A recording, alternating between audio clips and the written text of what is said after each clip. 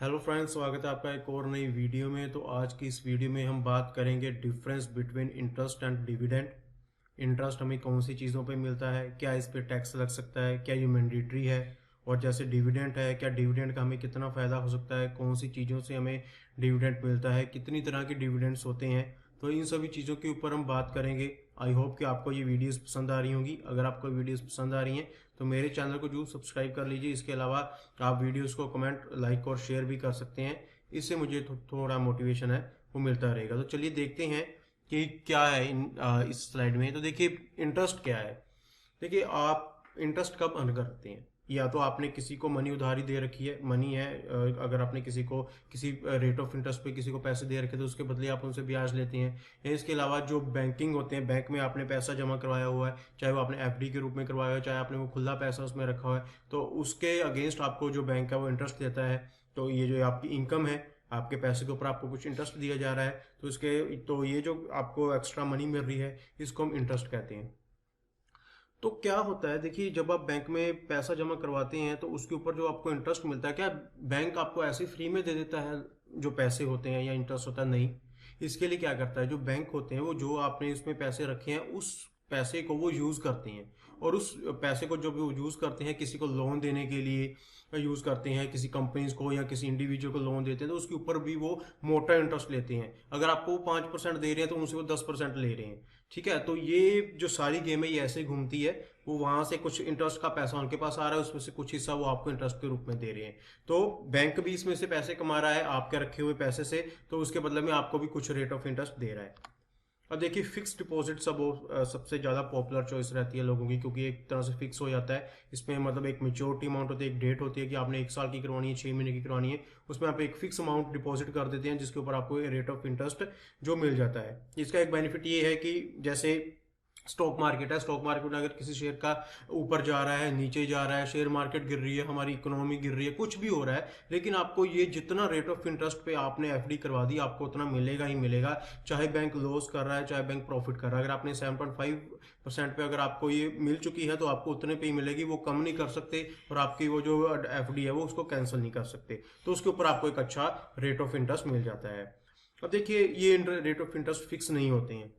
ठीक है, अब जैसे देखिए, अगर मान लीजिए आपने एक एफडी करवाई है नवंबर 2022 में 7.5% पे, तो इसका ये मतलब नहीं है कि जब आप 2022 में दिसंबर 2022 में एक नई एफडी करवाएंगे तो उसके ऊपर आपको भी 7.5% मिलेगा। ऐसा नहीं होता है, ये वेरिएट होता रहता है, डिपेंड करता है कि उनके पास प्रॉफिट कितना है, डिपेंड करता है इकोनॉमिकल फैक्टर्स के ऊपर कि आज जो सिचुएशन है क्या इसमें वो कितना रेट ऑफ इंटरेस्ट दे सकते हैं, और दिसंबर में वो कितना रेट ऑफ इंटरेस्ट दे सकते हैं। लेकिन हाँ, इसमें एक चीज जरूर कंपलसरी होती है कि अगर आपको आज 7.5% मिल चुका है, अगर आपके कागजों में आज वो एंट्री हो चुकी है आपको 7.5% की, तो एक जब तक आपका वो वैलिड है तब तक आपको 7.5% ही मिलेगा, आपका वो कम या ज्यादा नहीं हो सकता। लेकिन अगर अगले महीने कुछ उनका रेट ऑफ इंटरेस्ट कम या ज्यादा हो जाता है तो वो नए इन्वेस्टर्स के लिए होगा, आपके ऊपर उसका कोई भी किसी भी तरह की आपको प्रॉब्लम नहीं आएगी, या उनके ऊपर आपका कोई भी डिपेंड नहीं होना पड़ेगा।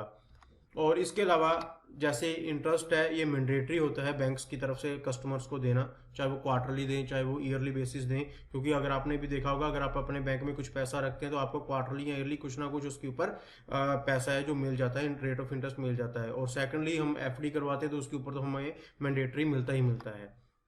इसके अलावा जो कॉमनली इंटरेस्ट रेट्स होते हैं वो 8.85 से 6.95 पर एनम होते हैं, जो कि बैंक्स एंड रूल रेगुलेशंस के अकॉर्डिंग वो ये जो है ये फ्लक्चुएट करते रहते हैं, तो उसके अकॉर्डिंगली आपको जो रेट ऑफ इंटरेस्ट है वो मिलता रहता है। तो क्या रेट ऑफ जो इंटरेस्ट होता है, जो आपको इंटरेस्ट मिल रहा है इन सभी के ऊपर, क्या ये टैक्सेबल होता है? जी हाँ, ये टैक्सेबल होता है। किसके ऊपर टैक्सेबल है? ये आपकी इनकम के ऊपर डिपेंड है। देखिए, ये बिल्कुल आपके टैक्स स्लैब की तरह है। जो जिस टैक्स स्लैब के आप अंडर आ रहे हैं, जिस टैक्स स्लैब के अंदर आप काम कर रहे हैं, उसके ऊपर ये अप्लाई होगा। वो कैसे होगा, देखिए, लेट्स से कि आपकी जो अर्निंग है वो 2.5 लाख से 5 लाख के बीच बीच में है। ठीक है जी, और अगर इन दोनों के बीच बीच में है आपके पास, तो आपका जो लाइएबल हो जाता है वो आप 5% इनकम टैक्स भरने के लाइएबल होता है, अगर 5 लाख तक की आपकी इनकम है।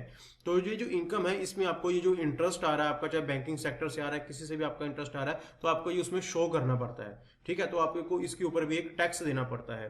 तो ये थी एक वीडियो जिसके ऊपर मैंने अभी इंटरेस्ट के बारे में बताया है कि इंटरेस्ट कैसे होता है, बैंक से कैसे मिलता है, क्या टर्म्स एंड कंडीशन है, कितने परसेंट मिलता है, ये टैक्सेबल है या नहीं है, तो कितने के ऊपर टैक्सेबल है।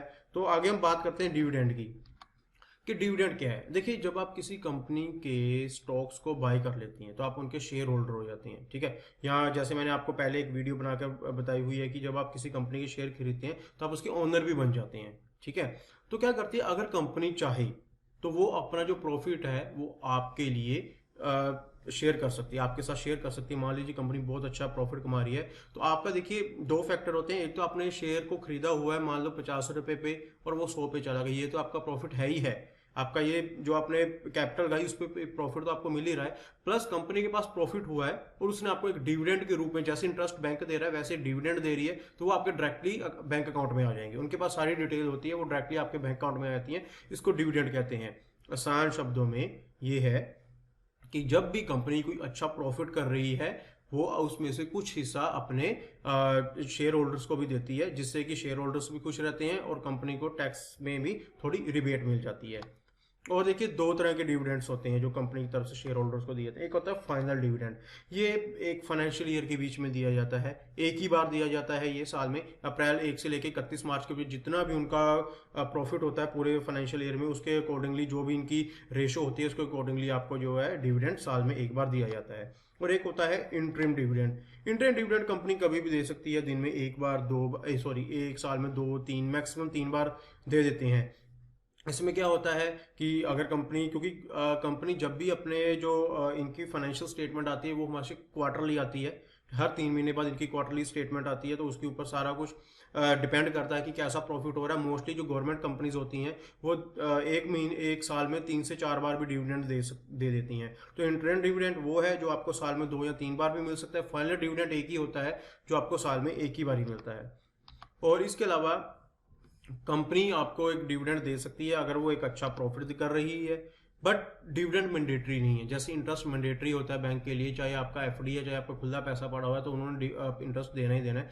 डिविडेंड मैंडेटरी नहीं है, चाहे कंपनी प्रॉफिट कर रही है, बहुत अच्छा प्रॉफिट दे रही है, उनकी जो सेल है इंक्रीज हो रही है, लेकिन आप कंपनी को फोर्स नहीं कर सकते कि वो डिविडेंड दे या ना दे, क्योंकि आपको ऑलरेडी रिटर्न उनके स्टॉक्स के ऊपर तो मिल ही रहा है। तो ये कंपनी की खुद की पॉलिसी है, उनकी मर्जी है, उन्होंने डिविडेंड देना है या नहीं देना है। क्या डिविडेंड टैक्स फ्री होता है?